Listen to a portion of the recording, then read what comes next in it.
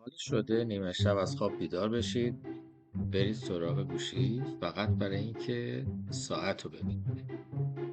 اما نیم ساعت بعد ببینید که ویدئوی طرز تهیه کیک موز در قطب شمال رو دارید نگاه میکنید، یا اینکه گوشیتون تو جیبتون ویبره نخورده اما احساس میکنید که داره زنگ میخوره. تجربه رو دارید، شما تنها نیستید. این روزا همه ما به نوعی درگیر این جادوی کوچیک سیاه تو دستامون شدیم. بر اساس آمار ما روزانه به طور متوسط بیشتر از 80 بار گوشیمون رو چک میکنیم. اما چرا؟ چرا مقاومت در برابر این جادوی سیاه انقدر سخت شده برای ما؟ امروز قرار سفری داشته باشیم به عمیق‌ترین لایه‌های مغزمون.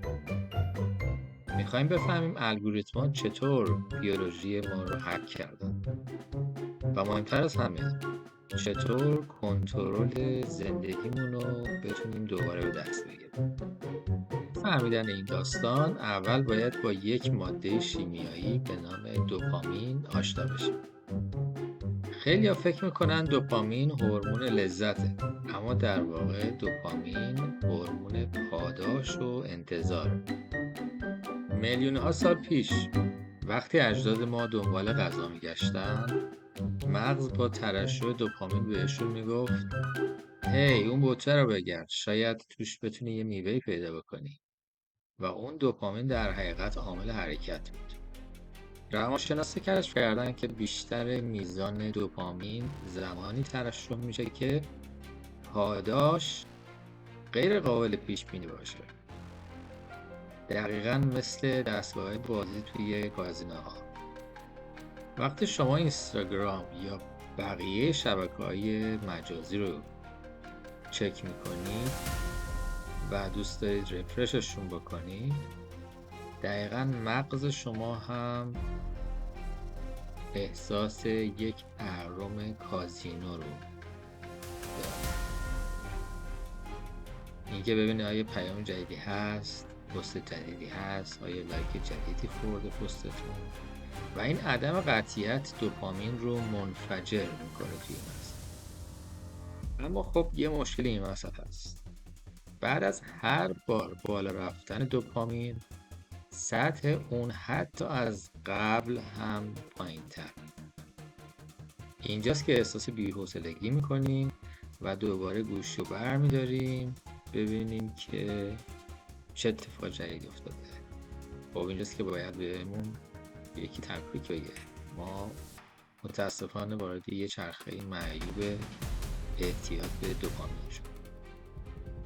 دلیل دوم این داستان رو یه پدیده‌ای گفتن به نام FOMO یا Fear of Missing Out. اصطلاحاً به فارسی میشه ترس از جا ماندن. مغز ما انسان‌ها جوری تکامل پیدا کرده که بودن در گروه برای بقای ما نقش حیاتی ایفا می‌کنه. این نوتیفیکیشن قرمز رنگ یا چیزی که توی گوشی شما ظاهر میشه دقیقاً برای تحریک این حس طراحی شده. بعضا رنگ قرمز در طبیعت معنای خطر یا فوریت رو.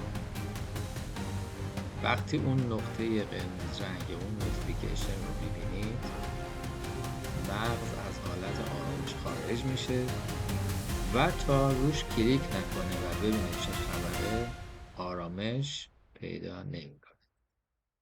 جالبه بدونید که در سیلیکون ولی هزاران مهندس و روانشناس استخدام شدن که شغلشون فقط یک چیزه، این که ببینن چطور توجه شما رو حتی 5 ثانیه بیشتر به خودشون جلب بکنن. قابلیت‌های مثل اسکرول بی انتها یا پخش خودکار ویدئوهای بعدی، چیزایی که الان به کرات توی شبکه‌های اجتماعی مثل اینستاگرام یا یوتیوب شما دارید باهاش برخورد می‌کنید. این استکاک رو به جلو رفتن رو داره صفر می‌کنه. قبلا ما وقتی که یک کتاب می‌خوندیم، مثلا یک فصل تموم می‌شد، صبر می‌کردیم و کمی در موردش فکر می‌کنیم. اما الان چطور؟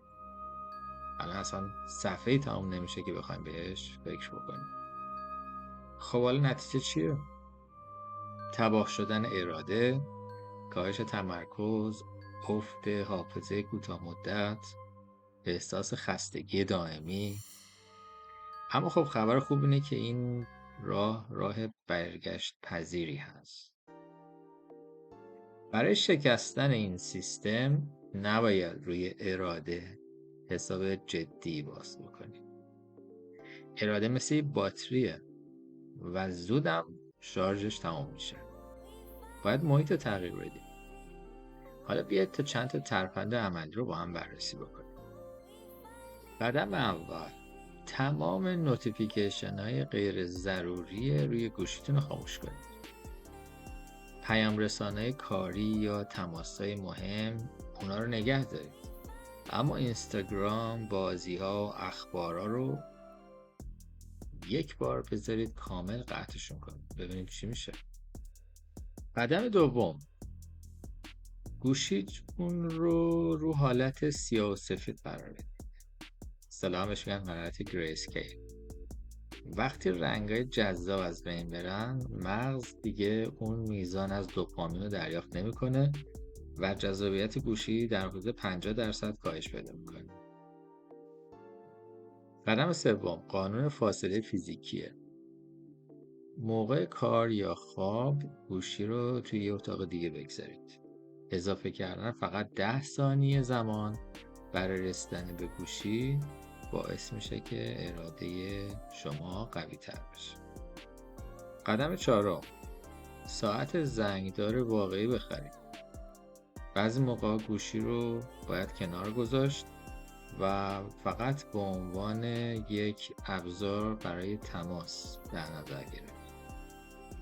بنابراین گوشی رو به عنوان آلارم بالای سرتون نگذارید تا اولین چیزی که صبح میبینید صفحه نمایش گوشی نباشه. و قدم پنجم، جایگزین کردن. وقتی گوشی رو کنار میگذارید، مغز شما خلأ دوپامین رو احساس میکنه. خب باید فعالیت سالم مثل ورزش، مطالعه یا پیاده روی رو جایگزین اون بکنید. لازم به این موضوع اشاره بکنم که تکنولوژی ابزار فوق‌العاده‌ایه. هدفم این نیست که بریم غارنشین بشیم یا کلاً گوشی رو بندازیم دور. هدف اینه که ما ابزار رو کنترل بکنیم، نه اینکه ابزار ما رو کنترل بکنه. حالا شما به من بگید روزی چند ساعت از گوشیتون استفاده میکنید؟ توی کامنت ها بنویسید. اگر این ویدیو براتون مفید بود اونو لایک بکنید. از دوستانتون هم بخواید که در این کانال سابسکرایب بشن. خودتون هم سابسکرایب کنید تا با هم بتونیم سواد دیجیتالمون رو افزایش بدیم. تا ویدیوی بعد مراقب ذهنتون باشید. متشکرم.